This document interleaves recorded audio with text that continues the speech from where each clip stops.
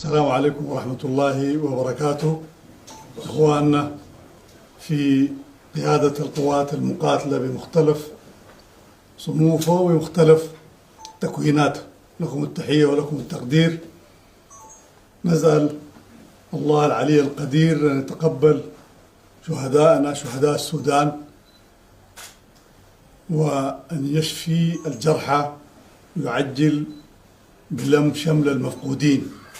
تحية لأخواننا المقاتلين في كل بقعة من بقاع السودان، والتحية للشعب السوداني المغوار الصابر الصامد الساند دوما لمعركة الكرامة.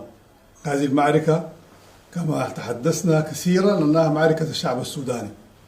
هذه المعركة هي معركة الشعب السوداني، لذلك نحن نثق تماما فأن هذا الشعب لن يهزم، وأن كل من يقاتل باسم هذا الشعب لن يهزم ولن ينكسر.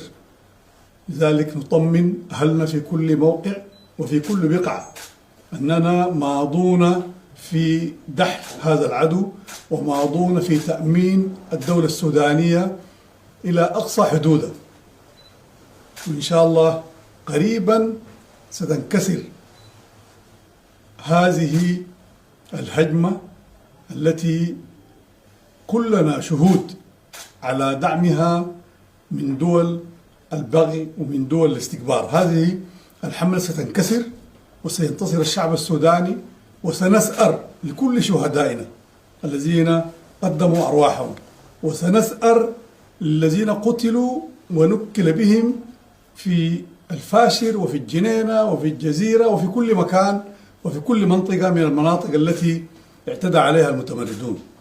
نحن نمضي بعزيمة ونمضي بقوة، وماضون بإذن الله إلى النصر القريب العاجل.